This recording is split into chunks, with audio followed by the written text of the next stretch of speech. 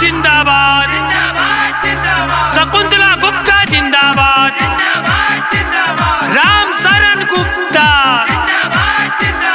जी हाँ मेरे भाइयों और बहनों, आपको अवगत कराना है कि आदर्श नगर पंचायत आनंद नगर के वार्ड नंबर 9 स्वतंत्रता सेनानी पूरम से सभासद पद के कर्मठ, ईमानदार, संघर्षशील, शिक्षित, सुयोग्य प्रत्याशी शकुंतला गुप्ता पत्नी राम शरण गुप्ता पूर्व प्रधान हरेंदा खुर्द के, जिनका चुनाव निशान आम आम आम। जी हाँ, शकुंतला गुप्ता पत्नी राम शरण गुप्ता, जिनका चुनाव निशान आम आम आम। आम के सामने मोहर लगाकर शकुंतला गुप्ता पत्नी राम शरण गुप्ता जी को भारी मतों से विजयी बनावे, कामयाब बनावे। जी हाँ, काम किए हैं, काम करेंगे और छूटा हुआ जो भी कार्य है उसे पूरा करेंगे। सुनो भैया मेरी बहना, मिलके है साथ में रहना, इस क्षेत्र को है चमकाना, भैया लोग साथ निभाना। हर घर घर घर जाके यही बताना है, शकुंतला गुप्ता जी को विजयी बनाना है। हर घर घर घर जाके यही बताना है, आम के सामने मोहर सबको लगाना है। सुनो भैया मेरी बहना। जी हाँ मेरे भाइयों और बहनों, आप सभी का चुनाव निशान आम, बहनों का चुनाव निशान आम, मजदूर भाइयों का चुनाव निशान आम, गरीब भाइयों का चुनाव निशान आम आम आम आम। आम के सामने मोहर लगाकर शकुंतला गुप्ता पत्नी राम शरण गुप्ता जी को भारी से भारी मतों से विजयी बनावे, कामयाब बनावे। जी हाँ मेरे भाइयों और बहनों, आम आम आम आम पर मोहर लगाएं, शकुंतला गुप्ता पत्नी राम शरण गुप्ता जी को विजयी बनावे। दुखियों गरीबों का भैया ये साथ निभाएंगे, कोई परेशानी होगी दौड़े चले आएंगे। दुखियों गरीबों का भैया ये साथ निभाएंगे, कोई परेशानी होगी दौड़े चले आएंगे। नहीं भेदभाव है किसी से, वोट देना भैया खुशी से। नहीं भेदभाव है किसी से, वोट देना भैया खुशी से। हर घर घर घर जाके यही बताना है, शकुंतला गुप्ता जी को विजयी बनाना है। हर घर घर घर जाके यही बताना है, आम के सामने मोहर सबको लगाना है। सुनो भैया मेरी बहना। जी हाँ मेरे भाइयों और बहनों, सभी सम्मानित भाइयों का चुनाव निशान आम, सरकारी हर योजना का लाभ दिलाने वाले का चुनाव निशान आम आम आम आम।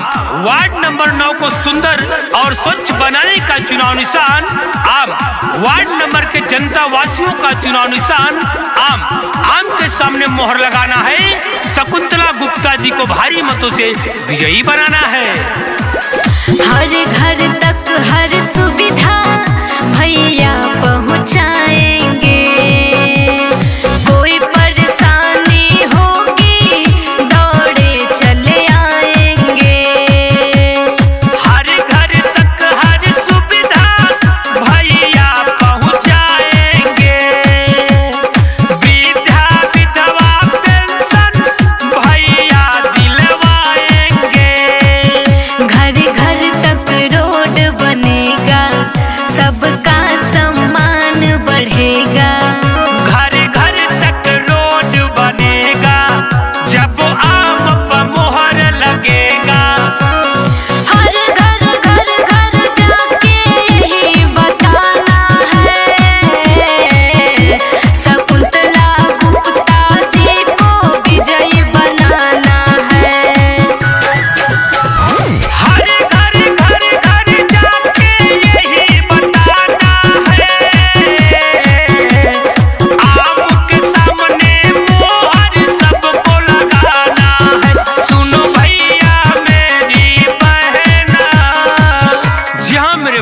और बहनों, शकुंतला गुप्ता जी कहती हैं, सम्मान की हूँ सम्मान करूंगी, सम्मान की हूँ सम्मान करूंगी। अगर मिला समर्थन आप सभी लोगों का तो वार्ड नंबर 9 का विकास करूंगी, विकास करूंगी।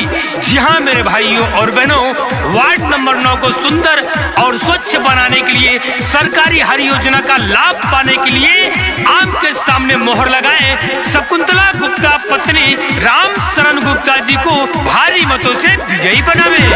शकुंतला गुप्ता जी ने ये मन में ठाना है, सरकारी योजना को जन जन तक लाना है। शकुंतला गुप्ता जी ने ये मन में ठाना है, सरकारी योजना को जन जन तक लाना है। सब लोग इन्हीं के संग में, हाँ रंगे हैं इनके रंग में। भैया आम पर मोहर लगाना, शकुंतला जी को विजयी बनाना। हर घर घर घर जाके यही बताना है, शकुंतला गुप्ता जी को विजयी बनाना है।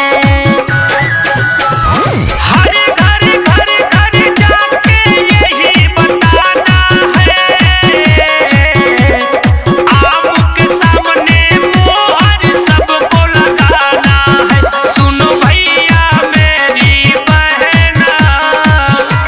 जी हाँ, शकुंतला गुप्ता जी कहती हैं कि वादा नहीं विकास करेंगे, वादा नहीं विकास करेंगे।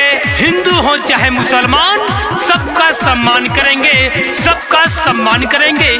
जी हाँ मेरे भाइयों और बहनों, आदर्श नगर पंचायत आनंद नगर के वार्ड नंबर 9 से सभासद पद के प्रत्याशी शकुंतला गुप्ता पत्नी राम शरण गुप्ता जी, पूर्व प्रधान हरेंद्र खुर्द के, जिनका चुनाव निशान आम आम आम। जी हाँ, शकुंतला गुप्ता पत्नी राम शरण गुप्ता, जिनका चुनाव निशान आम आम आम। आम के सामने मोहर लगाकर भारी मतों से विजयी बनावे, कामयाब बनावे। जी हाँ मेरे भाइयों और बहनों, शकुंतला गुप्ता जी कहती हैं कि वोट नहीं कर्ज देना, वोट नहीं कर्ज देना, सूद समेत लौटाऊंगी। वार्ड नंबर 9 के विकास के लिए अपना खून पसीना बहाऊंगी, अपना खून पसीना बहाऊंगी। जी हाँ मेरे भाइयों और बहनों, आप सभी का चुनाव निशान आम आम आम।